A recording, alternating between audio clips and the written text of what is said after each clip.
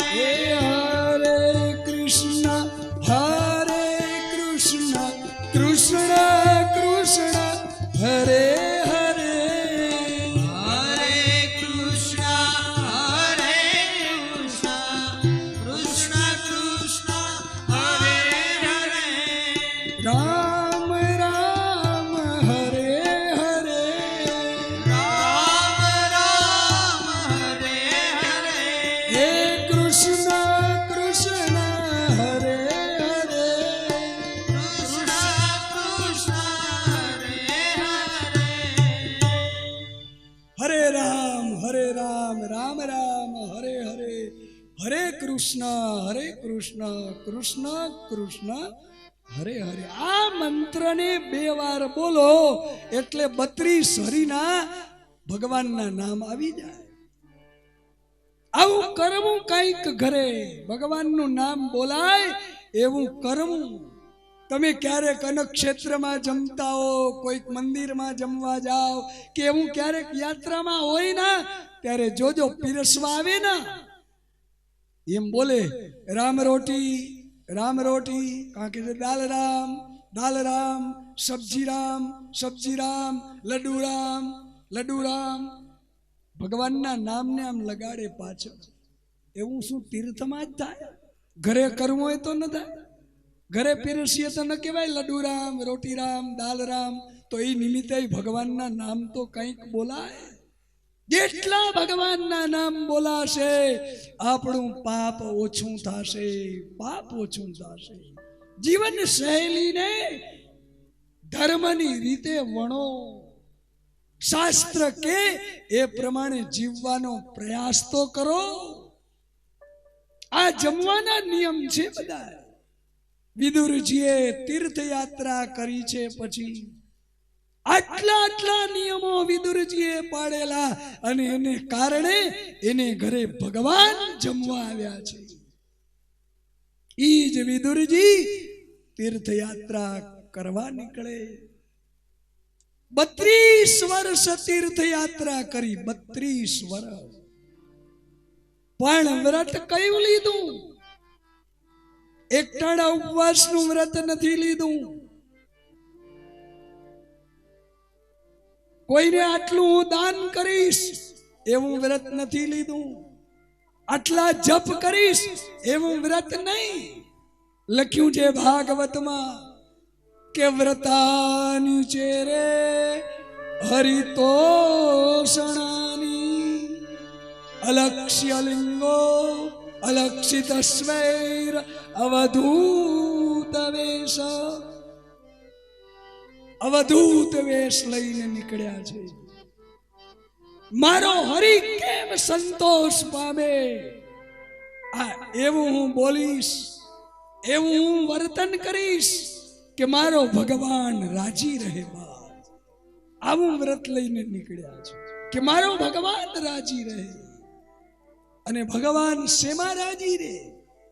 યાત્રામાં નીકળીએ તો બનેના તો કોઈની સેવા જાજી ન લેવી, તો ભગવાન રાજી રહે. ગામ આખાના થેલા બિસ્તરા પોટલા ઘણા કર્યા હોય ને પછી ઉપડે નહીં, અને પછી કોક આગળ આશા રાખીએ કે ફલાણો મારો થેલો ઉપાડે, ફલાણો મારી બેગ ઉપાડે, ફલાણો મારું કામ કરે. હા, તો તારાથી ઉપડે એટલા ઘરેથી લેવાય ને. કોઈને ત્રાસ ન દેવો, એનું નામ યાત્રા છે. કે જેમ બને એમ સામાન ઓછો લેવો, કે આપણે કોઈની સેવા ન લેવી પડે. ઘણા આમ એટલા હોશિયાર હોય ના કે જે આમ બધાને સામાન આમ ભેગા રાખ્યા હોય ને ટ્રેન આવવાની આમ બરાબર ટાઈમ થાય ને એ જ 5 મિનિટ આડાવડો થઈ જાય. એ જ ટાણે 5 મિનિટ કે એના થેલા કોક ચડાવે ને કોક ગોઠવી લે ને તઈ આવે. હું જરા કામ ગયો તો, હવે તું ચાઈને ગયો તો બાપા, ટ્રેન આવવાના સમયે ખબર પડી ગઈ કે મારા થેલા ઉપાડવા પડશે. આપણા થેલા કોક ઉપાડે એવા કામા કુડા કોઈ દી જાત્રામાં થવું નહીં. ભેંસના શિંગડા ભેંસને જ ભારી હોય, આપણે આપણું ઉપાડવું જોઈએ. કોઈક આપણી સેવા કરે એવી અપેક્ષા ન રાખવી. અને યાત્રામાં ખોટી સગવડો ન માંગવી. મને આવું જ જોઈએ, મને નાવા ગરમ પાણી જ જોઈએ, મને ખુરશી જ જોઈએ, મને આવું જ. તો ઘરે રે બાપા, તો ઘરે રે. તારું કામ નથી યાત્રામાં. અહીંયા તો ત્રાસ વેઠવાની તેવડ હોય તો હાલો. જાશું હમણાં વૃંદાવન 4 તારીખે. અમારા મુખ્ય જજમાને બેઠા છે, એમાં વસંતબેન સોલંકી. 6 તારીખથી વૃંદાવન ને ગજાવશું. જય શ્રી રાધે, જય શ્રી રાધે. રાધેની ભૂમિ છે, કનૈયાની ભૂમિ છે વૃંદાવન. વૃંદાવનની અંદર આજ પણ રિક્ષાવાળાઓ આમ જાતા હોય ને રિક્ષા લઈને, અને કોઈકને આમ સાઈડ કાપવી હોય કે કોઈકને આમ પડખે થાય એમ કેવું હોય ને તો બીજી રાડું ન પાડે, હોરન પણ ઓછા મારે. રાધે રાધે, રાધે રાધે એમ બોલે એટલે ઓટોમેટિક જગ્યા મળી જાય. રાધે રાધે, રાધે રાધે. કારણ કે રાધે બિના કૃષ્ણ આધે. વૃંદાવન વૃંદાવન છે. આઈએ જાશું તઈએ તો લેર કરશું. અહીંયા એકવાર એનો જય જયકાર કરી દઈએ. બોલીએ વૃંદાવન ધામ કી જય, યમુના મૈયા કી જય, બાકે બિહારી લાલ કી જય, ખેતલ પાર દાદા કી જય, ભોજા પીર કી જય સિકોતર માત કી જય ચામુંડા માત કી જય સુરાપુરા દાદા કી જય પરસા પીર કી જય આ ચિઠ્ઠીની રોજ જય બોલાવવાની છે આપણા કાદીમાં એકવાર. કારણ કે આ બધાયની શક્તિઓ જ્યારે આશીર્વાદ રૂપ ઉતરે ને તઈ આપણું કામ સોળા ના થાય. બધાયની આશીર્વાદની જરૂર છે. બિના આશીર્વાદ આવા કાર્યો જલ્દી સફળ નથી થતા. એટલે બધાયના આશીર્વાદની જરૂર છે. વિદુરજીએ તીર્થયાત્રા કરી 32 વર્ષ. કઈક તીર્થોમાં ફર્યા. કહેવાય છે ફરતા ફરતા એકવાર વૃંદાવનમાં આવ્યા. જમના નદીના કિનારે આવ્યા. સાંજ પડી ગઈ હતી. ભગવાન કૃષ્ણનું સ્મરણ કરતા હતા. શ્રી કૃષ્ણ શરણમ મમ, શ્રી કૃષ્ણ શરણમ મમ જાપ કરતા હતા. રમણ રેતીમાં બેઠા હતા. અને એમાં કહેવાય છે ઉદ્ધવજીનું આગમન થયું.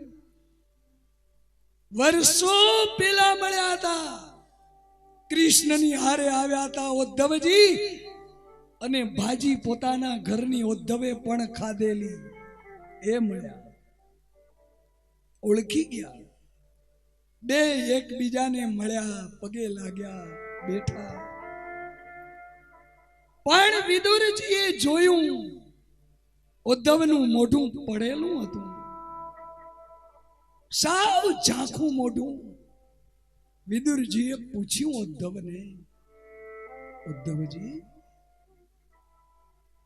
તમારું મોઢું કેમ ઝાંખું છે? તમને કઈ ચિંતા છે? અત્યારે તમે ક્યાંથી આવો છો અને આ બાજુ ક્યાં જાઓ છો? ઉદ્ધવજીએ કહ્યું, હે વિદુરજી, હું તો દ્વારિકાથી આવું છું. પ્રભાસ, પાટણ, સોમનાથ એ બાજુ થઈ અને વૃંદાવન આવ્યો. હવે બદ્રિકા આશ્રમ તરફ જાઉં છું. ઓ, દ્વારિકાથી આવો છો? હા. અને વિદુરજીએ બધાયના ક્ષેમ કુશળ સમાચાર પૂછ્યા કે દેવકી, વસુદેવ, બલરામ, રોહિણી બધાય બરાબર છે ને? બધાયની તબિયત સારી છે ને? ભગવાન દીકરા પોતરા હારે આનંદથી ત્યાં રહે છે ને? અને જ્યાં સમાચાર આવા પૂછ્યા, કૃષ્ણનું નામ લીધું અને ઉદ્ધવજી મંડ્યા રોવા. દડક દડક દડક આંસુડા મંડ્યા પડવા. વિદુરજી આમ ખભા પકડ્યા. હે ઉદ્ધવ, મારાથી કઈ એવું પૂછાઈ ગયું કે જેનો તમે જવાબ ના આપી શકો? મેં તો બધાના સમાચાર પૂછ્યા. અને ત્યારે ઉદ્ધવજીએ રડતા રડતા બધી વાત કરી. હે વિદુરજી, તમે જેના નામ લઈ લઈ અને મને સમાચાર પૂછો છો, એમાંનું અત્યારે આ ધરતી ઉપર કોઈ જ રહ્યું નથી.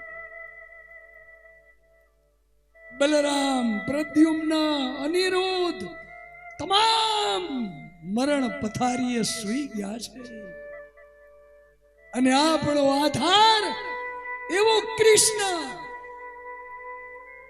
એ પણ આ ધરતી છોડીને સ્વધામ ગયા છે. આ વાત સાંભળતા જ વિદુરજીથી રહેવાયું નહીં. ઓહો ઉદ્ધવ, શું કહો છો? હા વિદુર, આપણને રખડતા રજડતા મૂકી અને આપણું આભૂષણ એ કૃષ્ણ વિદાય લઈ ગયા. બે ભક્તો ખૂબ રોયા છે, ખૂબ. વિદુરજીએ કહ્યું, ઉદ્ધવ, આ દુનિયામાં મારા જેવો ભાગ્યો કોઈ નહીં હોય, કોઈ. મને કૃષ્ણએ કહ્યું હતું કે હું તમને જ્ઞાન આપીશ, હું તમને જ્ઞાન આપીશ, પણ મારા જેવા અભાગ્યાના ભાગમાં ક્યાંથી હોય? આ દુનિયામાં મારા જેવો અભાગ્યો કોઈ નહીં હોય. અને ઉદ્ધવજીએ વિદુરજીનો હાથ પકડી આંસુડા લઈ અને આશ્વાસન આપતા કહ્યું, હે વિદુર, તમારી જાતને તમે નાની ન ગણો. ભલે તમે દાસીના દીકરા છો, પણ કૃષ્ણ તમને કાકા કહીને બોલાવતા હતા, કાકા કહી. તમે અભાગ્યા નથી, તમે ભાગશાળી છો. કારણ કે કૃષ્ણ ભગવાન જ્યારે સ્વધામ ગયા ના, ત્યારે છેલ્લી ઘડીએ ઉદ્ધવ કહે, હું એની બાજુમાં હતો. મારો હાથ પકડી પકડી અને તમને 3 વાર યાદ કર્યા છે, 3 વાર. કૃષ્ણે જતા વખતે રાધાને કે રૂક્ષ્મણીને યાદ નથી કર્યા, યશોદાને કે દેવકીને યાદ નથી કર્યા, નંદ બાબા યશોદાને યાદ નથી કર્યા, પણ હે વિદુર, તમને 3 વાર યાદ કર્યા, 3 વાર. મારો હાથ પકડીને કહેતા હતા, મારા વિદુરને મારે જ્ઞાન દેવું તું, પણ હું મારા વિદુરને મળી શક્યો નહીં, મળી શક્યો નહીં. વળી થોડીક વાર થઈ, વળી મારો હાથ પકડીને કહ્યું, હે ઉદ્ધવ, હું આ દુનિયામાં 125 વર્ષ રહ્યો અને મારા સંગમાં જે જે આવ્યા ના એને મેં ઘણું દીધું, ઘણું આપ્યું, ઘણું આપ્યું. ગોપીઓએ મને પ્રેમ કર્યો તો મેં એને રાસ લીલામાં પ્રસાદ આપ્યો, એને પ્રવેશ આપ્યો. અરે પાંડવો, એને મારે ભાવને પ્રેમ આપ્યો, મેનો રથ ચલાવીને ઋણ ઉતાર્યું.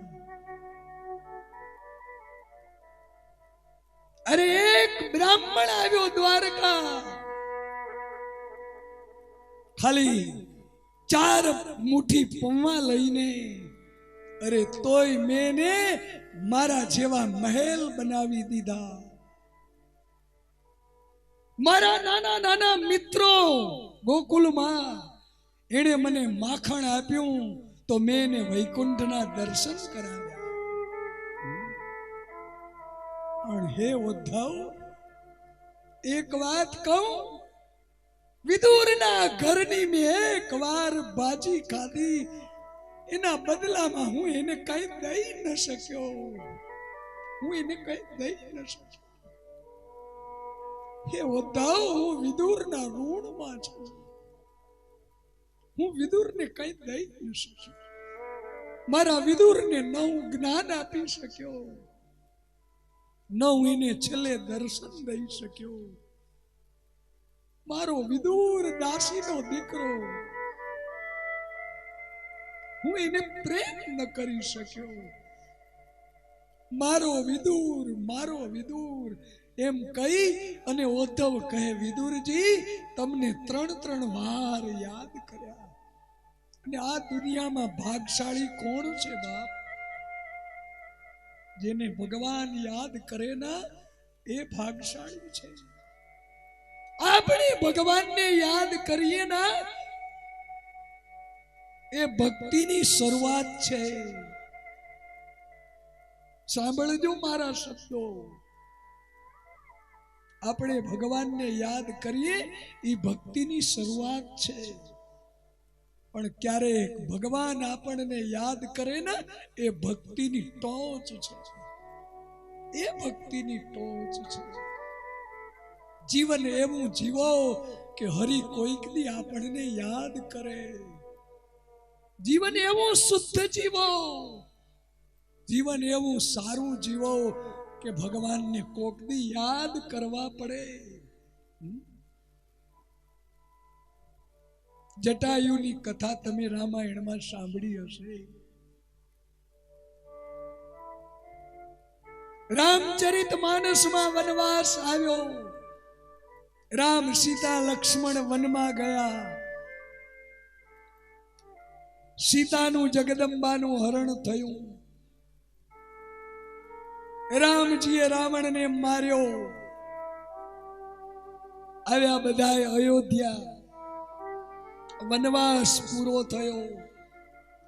રામ ગાદી ઉપર બેઠા. જય જયકાર વર્તાઈ ગયો. જય જયકાર. વશિષ્ઠએ તિલક કર્યું. પણ કહેવાય છે કે જ્યારે દહીં દૂધ ઉડ્યા, અબીલ ગુલાલ ઉડ્યા, એ સમયે રામની પડખે બેઠેલા સીતાજીની આંખમાંથી આંસુડા મંડ્યા પડવા. બધાય ઉત્સવમાં જય જયકારમાં. કૌશલ્યાની નજર પડી કે મારી વહુ રડે છે.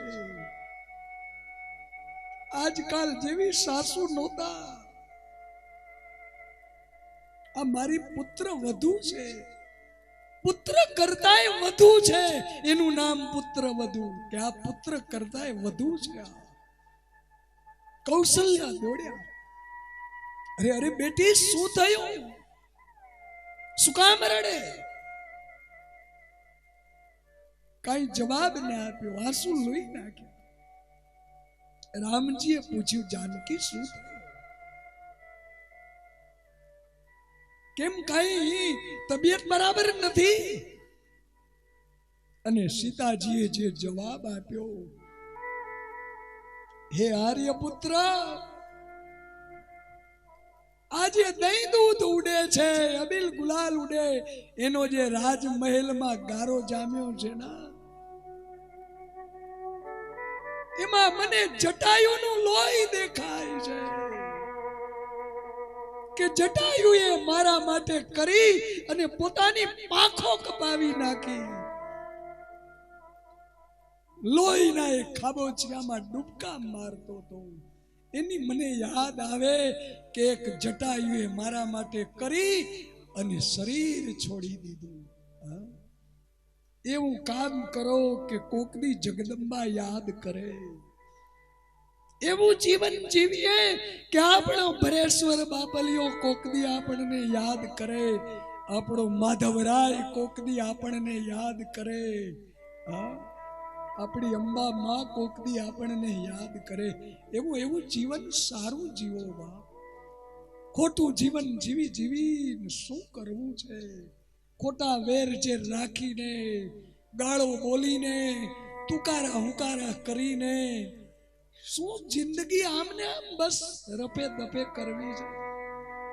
સારું જીવન જીવો, પરમાત્મા રાજી થાય એવું જીવન જીવીએ. આ કથા એ સમજાવે છે. હું એક વાત હંમેશ કથામાં કર્યા કરું કે આપણને ઓલી હેડકી આવે ને, ક્યારેક માણસ હેડકીએ ચડી જાય ને, ત્યારે શું કે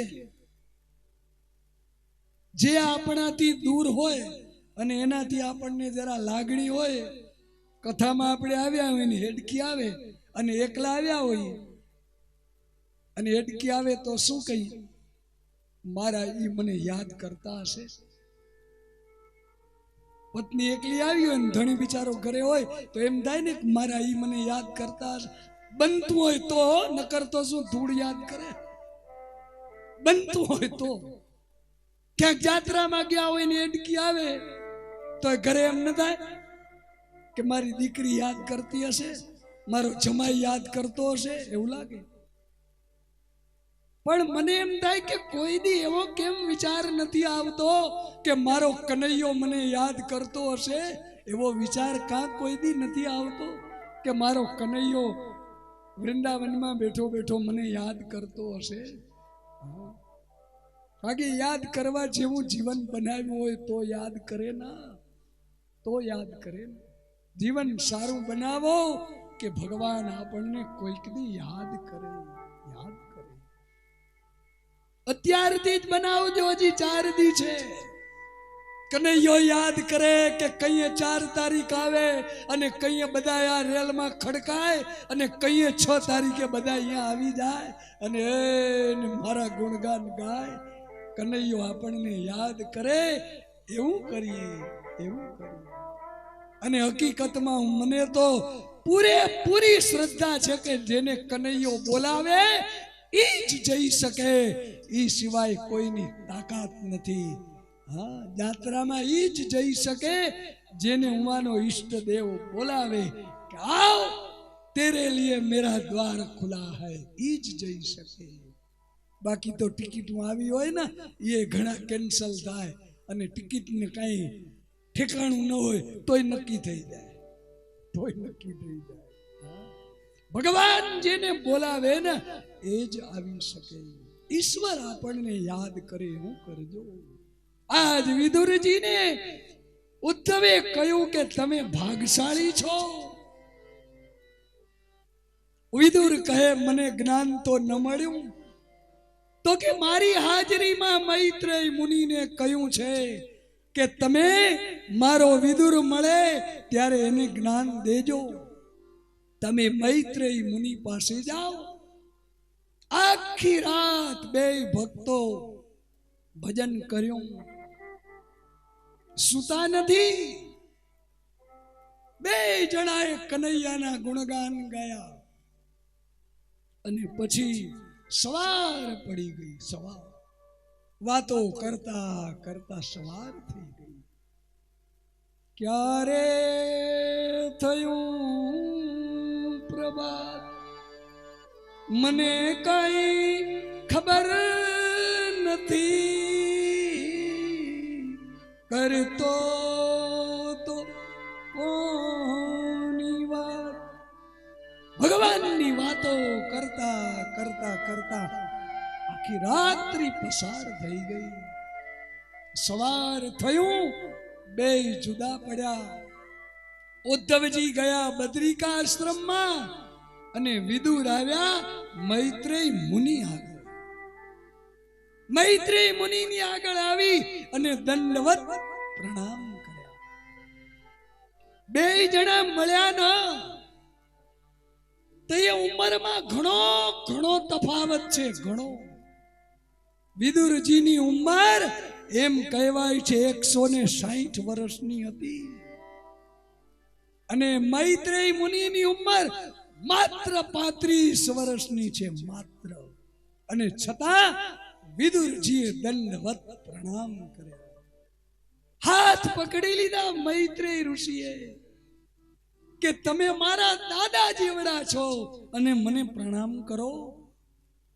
અને ત્યારે વિદુરજીએ કહ્યું, હે મૈત્રેય, તમે અગાધ બોધમ, કૃષ્ણએ જ્ઞાન દેવામાં તમારી વરણી કરી છે. તમે જ્ઞાની છો. ઉંમરમાં ભલે હું મોટો છું પણ જ્ઞાનની અંદર તમે બહુ મોટા છો. જ્ઞાન વૃદ્ધ છો તમે, હું તો ખાલી ઉંમરમાં વૃદ્ધ છું. મને તમે કૃષ્ણએ આપેલું જ્ઞાન દો. મૈત્રેય ઋષિ કહે કંઈક પ્રશ્ન કરો, એના જવાબમાં હું તમને જ્ઞાન દઉં. અને મૈત્રેય ઋષિ આગળ વિદુરજીએ બહુ સરસ પ્રશ્ન કર્યો. સુખ દુઃખની વાત કરી છે, કર્મની વાત કરી. શું પૂછ્યું સાંભળો.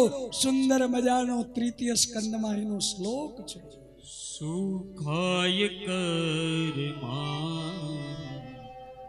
કરોતિ લોક, શ્રી કૃષ્ણ ગોવિંદ હરે મુરારે.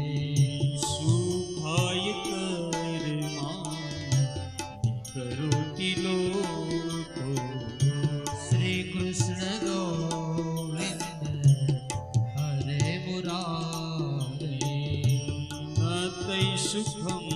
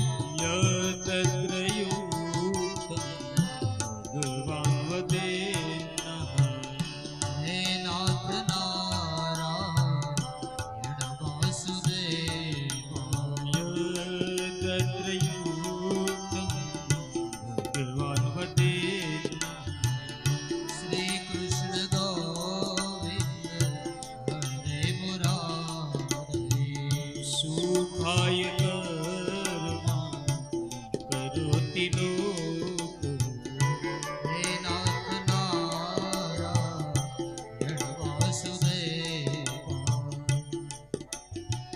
બહુ સુંદર પ્રશ્ન કર્યો છે કે સુખાય કર્માણી કરોતિ લોકો નતૈ સુખમ વાન્યદુપારમંબા વિંદેત ભૂય સ્તતએવ દુઃખમ યદત્ર યુક્તમ ભગવાન વદેન્નઃ. આ સમાજના દરેક જીવ, દરેક લોકો બધાય સુખ માટે પ્રયત્નશીલ રહે છે. દુઃખ માટે કોઈ પ્રયત્ન નથી કરતા. અને છતાં દુઃખ કેમ આવે છે? કોણ દુઃખ માટે કોઈ પ્રયત્ન કરે? દુઃખને કોઈ આમંત્રણ આપે કે કમસુન આવ? કોણ દુઃખને નિમંત્રણ આપે? બધાય સુખની અપેક્ષા કરે અને છતાં દુઃખ કેમ આવે છે? આ પ્રશ્ન છે વિદુરજીનો. આજ દિવસ સુધી કોઈ એવી માનતા કરી કે મને તાવ ડેન્ગ્યુ આવે તો હું સત્યનારાયણની કથા કરીશ? કરે કોઈ માનતા? કોઈ ન કરે. અને છતાં ક્યાં નથી આવતા દુઃખો? હું જાતો આવું ને એક્સિડન્ટ થઈ જાય તો હે માતાજી તારા 5 દીવા કરીશ. કરે કોઈ માનતા આવે? છતાં એક્સિડન્ટો નથી થતા. બધાય સુખની અપેક્ષા કરે અને છતાં દુઃખ કેમ આવે છે? નિકલે તે સુખ કી તલાશ में, निकले ते सुख की तलाश में, लेकिन रास्ते में गम खड़े थे, रास्ते में गम खड़े थे, बिन बुलाए साथ चल दिए. વગર આમંત્રણે દુઃખ ભેગું આવી જાય છે. એનું કારણ શું? અને મૈત્રેય મુનિએ બહુ સરસ જવાબ આપ્યો.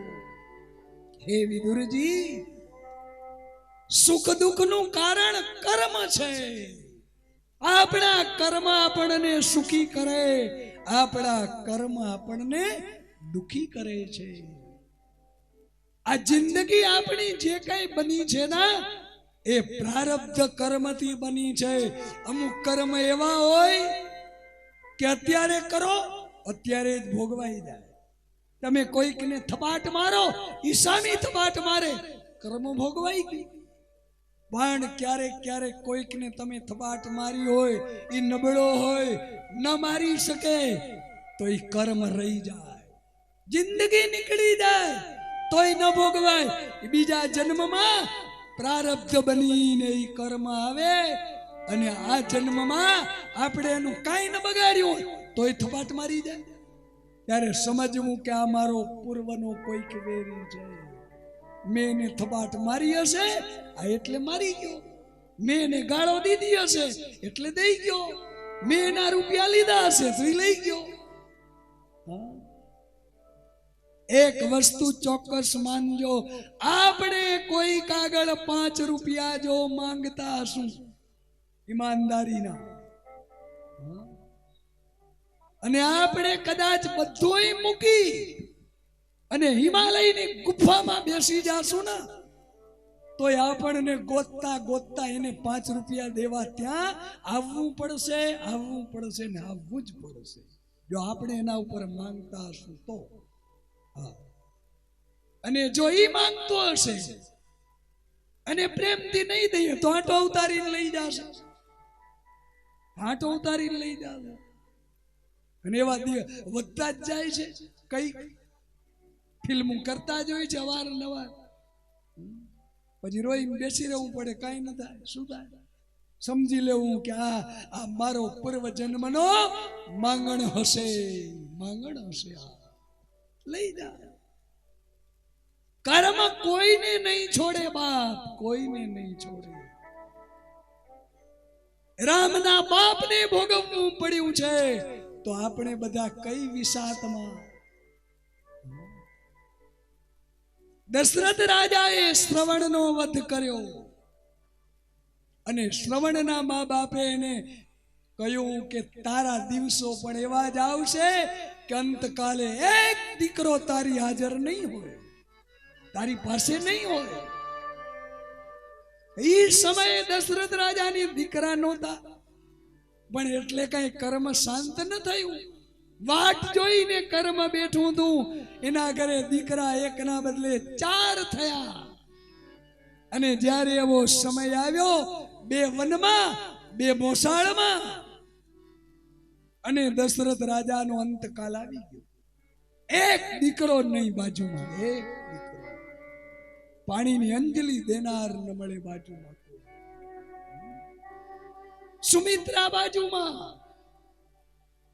કૌશલ્યા અને ત્રીજા સુમંત, 3 જ જણા હતા બાજુમાં. દશરથ રાજાના અંત સમય. અને એ સમયે દશરથ રાજા પસ્તાયા છે, રોયા છે. કૌશલ્યાનો હાથ પકડીને કહ્યું, દેવી, મને સામેની દિવાલમાં કંઈક દેખાય છે. નહીં નહીં મહીપતિ, કંઈ જ નથી. તમારી તબિયત બરાબર નથી, આરામ કરો. દિવાલમાં કંઈ જ નથી. અને દશરથ રાજા કહે, દેવી, હું પાગલ નથી, મને દેખાય છે. શ્રવણના મા બાપ દેખાય છે. મને કહે છે કે તારા અંતકાલ સમય એક દીકરો હાજર નહીં હોય. મારા 4 દીકરા, પણ મારી આગળ અત્યારે એક નથી. હવે હું નહીં જીવી શકું દેવી, હવે હું નહીં જીવી શકું. અંધો ને અંધે એની સાકી પૂરે. એ દેવા તો પડે અંતે, ઓ દેવા રે પડે અંતે, સૌને નડે છે. કરેલા કર્મના બદલા દેવા તો પડે. સાવધાન, કર્મ કોઈને છોડશે નહીં. કર્મના બદલા દેવા તો પડે. દેવા રે પડે અંતે, સૌને નડે છે. કરેલા કર્મના બદલા દેવા રે પડે છે. કરેલા કર્મના બદલા દેવા તો પડે છે.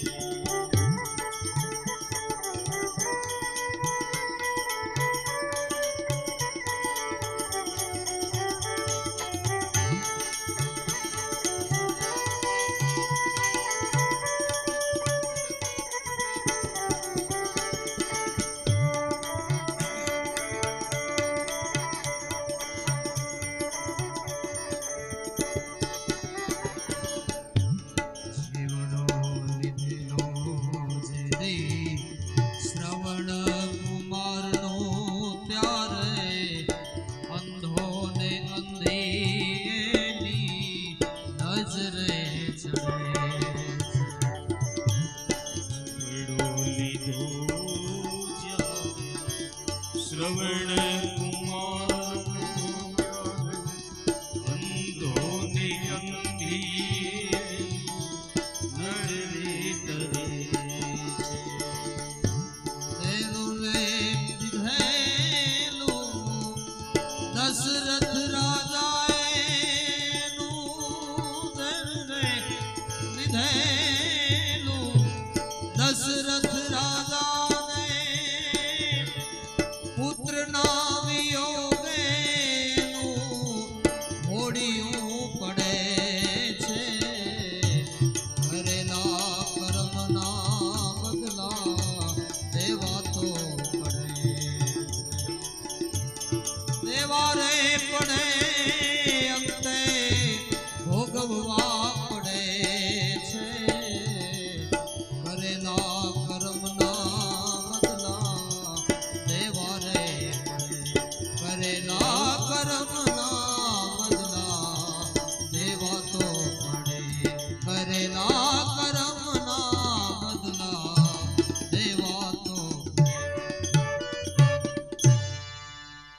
ઘણી વાર વાતચીતમાં એકબીજાને કહેતા હોઈએ ને કે ભગવાનનો તો ડર રાખ, ભગવાનથી તો બી, એમ આપણે કહીએ ના ઘણી વાર, પણ હું એમ કહું છું भगवान से डरने की जरूरत नहीं है, अपने कर्म से डरो, अपने कर्म से डरो।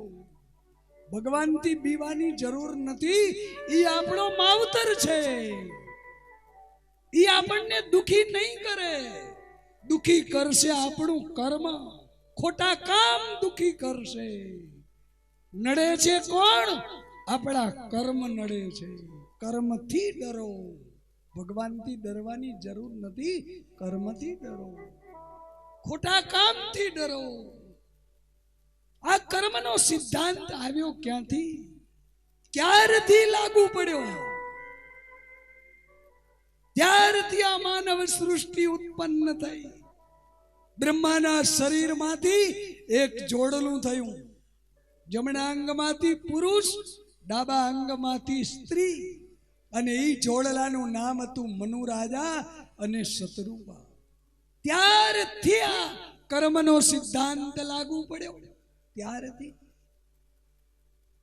અને મનુ રાજા અને શત્રુપાને કહ્યું કે જાઓ જીવ આ સૃષ્ટિ વધારો। તો ઈ સમયે ધરતી હતી નહીં, એક દૈત્ય ધરતીને લઈ ગયો તો પાણીમાં, અને વિચાર કર્યો કે આ કોણ લઈ આવે ધરતીને। એ જ સમયે બ્રહ્માજીને છીંક આવી અને નાકના નસકોરામાંથી એક વરા ભગવાનનું બચ્ચું પ્રગટ થયું। બોલીએ વરાહ સ્વરૂપ ભગવાન की जय। વરા ભગવાન આવ્યા, ગયા પાણીની અંદર। જે દૈત્ય ધરતી લઈ ગયો તો એને માર્યો, હિરણ્યક્ષને માર્યો, ધરતી લઈ આવ્યા। આધાર શક્તિ મૂકી મનુ રાજાને ધરતી આપી કે હવે તમે ગ્રસ્તાશ્રમનું પાલન કરો। અને એ મનુ રાજાને 5 સંતાન થયા, એમાં 3 દીકરી 2 દીકરા। આકૃતિ, દેવહૂતિ અને પ્રસૂતિ, 3 દીકરી 2 દીકરા। એકનું નામ છે ઉત્તાનપાદ, એકનું નામ છે પ્રિયવ્રત, 2 દીકરા। પણ એનો ગ્રસ્તાશ્રમ એટલો ઊંચો કે 5 ના વંશમાં ભગવાન આવ્યા। 5 2 દીકરાના અને 3 દીકરી, બધાયના વંશમાં ભગવાન। એમાં સૌથી પહેલી કથા દેવહૂતિની છે કે જેને ઘરે સાક્ષાત કપિલ ભગવાન આવ્યા। 3 દીકરી હતી મનુ રાજાને, આ દેવહૂતિની જરાક ચિંતા વધારે હતી, કારણ કે લગ્નની ના પાડતી હતી કે મારે લગ્ન નથી કરવા। બાપ સલાહ આપે કે દીકરી લગ્ન કરી લે, आज अमे छीए काल न होइए, भाई भाभी केवुं राखे, होशियाळू जीवन था, एना करता लग्न करीने तारे घरे जा, तने गमशे एवुं गोतशुं। दीकरीए कह्युं के तो पछी मने भोगी पति नथी जोतो, मने योगी पति जोईए छे, मने भजन करे, मने भजनमा कोई दी विक्षेप न करे एवो गोतजो। અને વિચાર કર્યો મનુ રાજાએ કે આવો ક્યાં ગોતું કે મારા રાજને પણ શોભે અને દીકરીને પણ ગમે, એવું ક્યાં ગોતું। એવામાં નારદ મુનિ આવ્યા, અને નારદ મુનિનું એક નામ છે પ્રોબ્લેમ શૂટર। જ્યાં જ્યાં પ્રોબ્લેમ હોય ત્યાં પહોંચી જાય, શૂટ કરી દે પ્રોબ્લેમને, સમાધાન સમસ્યાનું કરી દે। આવ્યા નારદજી, કેમ તમારું મોટું રાજા ચિંતામાં? તો કે જો ને આ દીકરી, એને યોગી પતિ જોઈએ છે, ક્યાં ગોતું? ભજનાનંદની। અને તરત જ કહ્યું કે અત્યારે હું સિદ્ધપુર થી આવું છું। નારદ કહે ઉમા એક ઋષિએ એટલું બધું તપ કર્યું કે એ ભૂમિ સિદ્ધ બની ગઈ। એ ઋષિનું નામ છે કરદમ ઋષિ. એના ઉપર ભગવાન પ્રસન્ન થયા.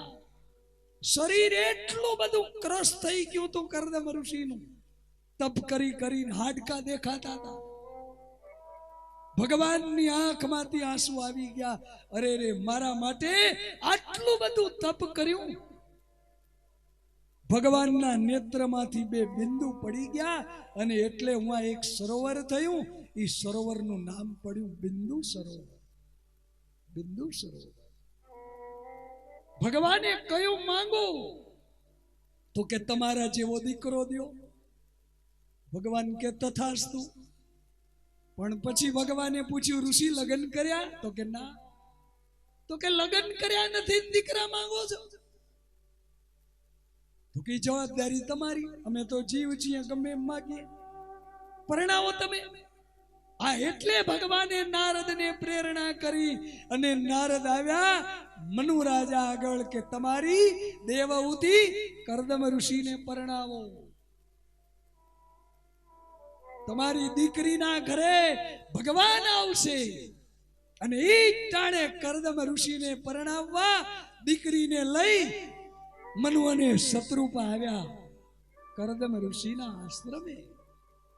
આશ્રમે આવી અને જેવી હતી એવી વાત કરી કે મારી દીકરી તમારા ગુણ સાંભળી અને પરણવા ઈચ્છે છે. ઋષિએ કહ્યું કે લગ્ન કરું, પણ એક શરત છે. એક જ સંતાન થશે એટલે હું સંન્યાસી બની જઈશ. એક જ સંતાન થશે એટલે ભગવા પહેરી લઈશ. આ તમારી દીકરીને મંજૂર હોય તો લગ્ન કરો. અને દીકરીએ મંજૂર રાખ્યું. ભલે, કારણ કે પતિ જેવો જોઈતો તો યોગી ભજન કરે એવો. હા પાડી. વિધિ સહિત લગ્ન થયા. મનુ રાજા તો જે કાંઈ આપવું તું એ આપી અને નીકળી ગયા પોતાના રાજકાજમાં. દેવહૂતિએ કરદમ ઋષિની બહુ સેવા કરી. એટલી સેવા કરી. નકર રાજાની દીકરી છે પણ ચોટલાઓની વાટો વણાઈ ગઈ, વાળની દરકાર ન કરી. રાજમહેલમાં કોઈક તેલ નાખી દે, કોઈક માથું ઓળી દે, હા, જમવાનું કોઈક બનાવે, સખી જમાડે, નવડાવે કોક, કપડા કોઈક, આટલી બધી સાહેબી જેની. પણ છતાં કરદમ ઋષિના આશ્રમમાં આ રાજાની દીકરીએ શરીર સામું ન જોયું. બહુ સેવા કરી. આ શું બતાવે છે કે માવતરની સોનાનો ઈંડોળો એક ખરાબ છે, સાસરાની સુડી સારી. આ ઈ બતાવે છે. જે દીકરી પરણી અને સાસરે જાય અને માવતરને જ યાદ કર્યા કરે, મારા બાપને ઘરે અલ્ટો ગાડી છે, મારા બાપને ઘરે 3 માળનું બિલ્ડિંગ છે, મારા બાપને ઘરે 3 રૂમમાં એસી છે, એ દીકરી કોઈ દી સુખી ન થાય. સાસરે ગયા પછી જેવું સુખ હોય આ એમાં નિભાવે, એમાં વણાઈ જાય. એનું નામ હોશિયાર દીકરી છે. એનું નામ હોશિયાર દીકરી. બાપના ઘરના સુખને બહુ યાદ ન કરે. નહીતર એકવાર એક કથાકાર એમ કહેતા હતા કે એક દીકરી પરણીને ગઈ, તેની બેનપણીઓ જેટલી મળવા આવે ને બધા આગળ કે આ પલંગ છે ને એ મારા ભાઈએ મને ડાયજામ દીધો છે, આ કબાટ છે ને એ મારા બાપુજીએ લઈ દીધો છે, આ ચાંદીના થારી વાટકા ને ચાંદીના ગ્લાસ ને કપરકાબીની જોડ એ મારી માએ લઈ દીધા છે, આ સોફો છે ને એ મારા મામાએ લઈ દીધો છે. બધા એને જ વાત કર્યા કરે, મારા બાપે આ લઈ દીધું, મારા મામાએ આ લઈ દીધું, મારા ભાઈ આ લઈ દીધું, મારા બેને આ લઈ દીધું. તો ધણી બિચારો છાપું વાંચતા વાંચતા વિચાર કરે કે બધું તારા માનું, બાપનું, મામાનું, મારું કાંઈ છે જ નહીં આગળ. કોઈ વસ્તુ તો તું બતાવ કે આ મારા ધણીએ દીધી છે. બધું તારા બાપનું. એક દી તો એવો છટક્યો ના, આવીને પત્નીને કે કે આ સોફો તારા મામાએ લઈ દીધો તો કે આ કપ રકાબી ચાંદીના ને થારી વાટકો તારી માએ દીધા તો કે આ પલંગ તારા ભાઈએ દીધો, આ તારા બાપે દીધું, આ તારી માએ દીધું, આ તારી બેને તો કે દીધું છે તો કહું જાઉં ને કે હાથ પકડીને કે તું જા તારા માની બાપની છો મારી છો જ નહીં ઠારવાની લઈ જા બધું. બે આખા આવડા ઘરેડા દીધા, માતાની પીનું બનાવી દીધી, હાથની 4 બંગડીઓ બનાવી દીધી, આવડો લાખ રૂપિયાનો હાર બનાવી દીધો, અને તોય મારું કાંઈ નહીં, બધું તારી માનું ને બાપનું ને આજ તું છો તારા મા બાપની, મારી થઈ જ નહીં. આવું ન કરવું. માવતરના સુખને બહુ યાદ કર્યા કરે એ દીકરી સાસરામાં સુખી ન થાય. આ મનુ રાજાનું ચરિત્ર બતાવે છે કે દેવહૂતિ સાસરે ગઈ છે, રાજપાટને કોઈ દી યાદ નથી કર્યા. કરદમ ઋષિના આશ્રમમાં કેળાની છાલ ખાઈ ખાઈને વર્ષો કાઢ્યા છે, શરીર સાવ સુકાઈ ગયું. ઋષિ તો સમાધિમાં, અરે કેટલાય વર્ષો નીકળી ગયા અને ઋષિ સમાધિમાંથી જાગ્યા અને તઈએ કહ્યું કે તમે કોણ છો? ઓળખતાય નથી, કોણ છો? તો કે તમે મને ભૂલી ગયા. એક મનુ રાજા અને શત્રુપા નામના 2 વ્યક્તિઓ છે ને ઓળખો છો? એની હું દીકરી છું. મારું નામ દેવહૂતિ, તમારી હારે લગ્ન થયા છે. અને ઋષિને થયું ઓહો તમે મારા પત્ની? હસ્તમેળાપ થયો તો એ તો કે હા. અરે લગ્ન થયા ત્યારે તમારું શરીર કેવું હતું, ઓળખાતા નથી એવા થઈ ગયા.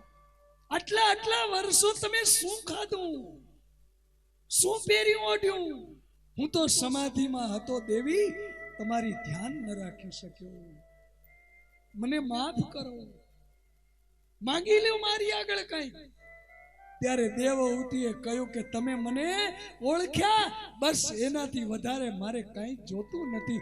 તમે મારું સર્વસ્વ છો, તમે મારું સર્વસ્વ છો, તમે મારું સૌભાગ્ય છો. તમે બસ સારા સાજા નરવા રહ્યો, એનાથી વધારે મને કઈ જોતું નથી.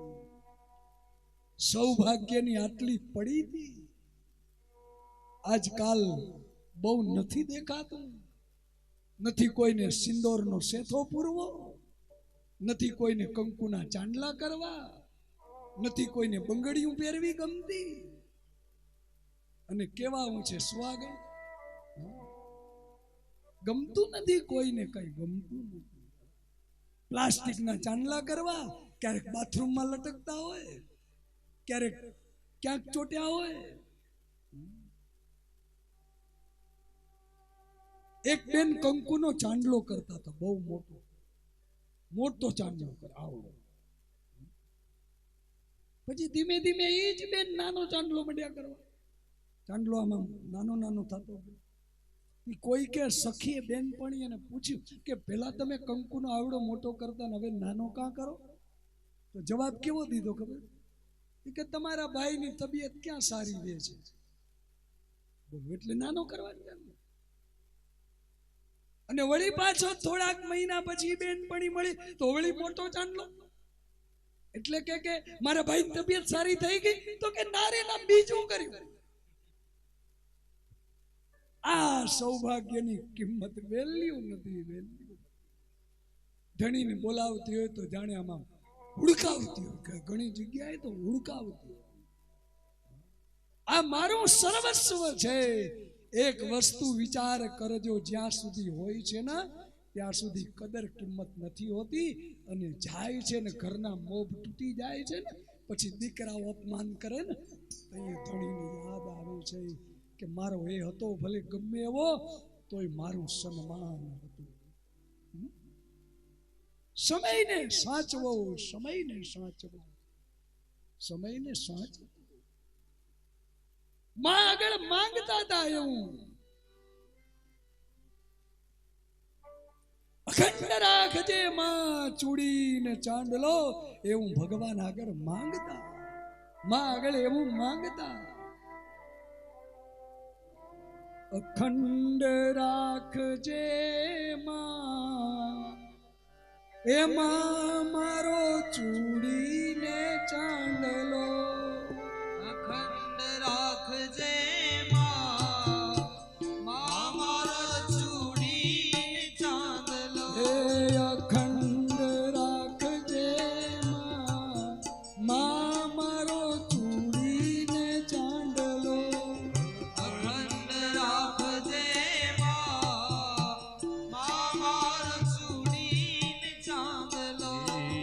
રોજે વિખાઈ જાય ના ચૂડીને ચાંદલો. જોજે વિખાઈ જાય ચૂડીને ચાંદલો. અખંડ રાખજે માર ચૂડીને ચાંદલો. રમવું છે, રમો રમો લ્યો.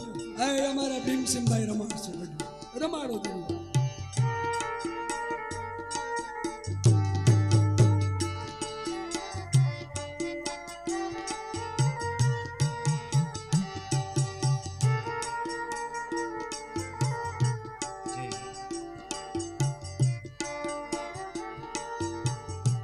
અને પરિવારના કુળદેવી માં ચામુંડા છે એટલે ચામુંડા માને યાદ કરીએ. એ તારો ગઢ રે ચોટીલો બતાવ મોરી માં. ગઢ ચોટીલે રમે ચામુંડમાં. ગઢ ચોટીલે રમે ચામુંડમાં. એ તારો ગઢ રે ચોટીલો બતાવ મોરી માં. ગઢ ચોટીલે રમે ચામુંડમાં. ગઢ ચોટીલે રમે ચામુંડમાં. જય ચામુંડા, જય ચામુંડા. કારુભાઈ આપણા હિંગડા પરિવારના આંગણે કારુભાઈ રવાભાઈ દાફડા, અંજાર ગુર્જર જોશીના માજી પ્રમુખ, મંજીભાઈ ખેતાભાઈ હિંગડા, ધામજીભાઈ તેજાભાઈ દાફડા, અંજાર ગુજર ચોવીસીના માજી પ્રમુખ દિનેશભાઈ આણદાભાઈ હિંગડા, એમનું સન્માન હિંગડા પરિવાર અહીંથી કરશે. તો એમનું સન્માન કરવા માટે વિનંતી કરીશ હિંગડાભાઈને. જય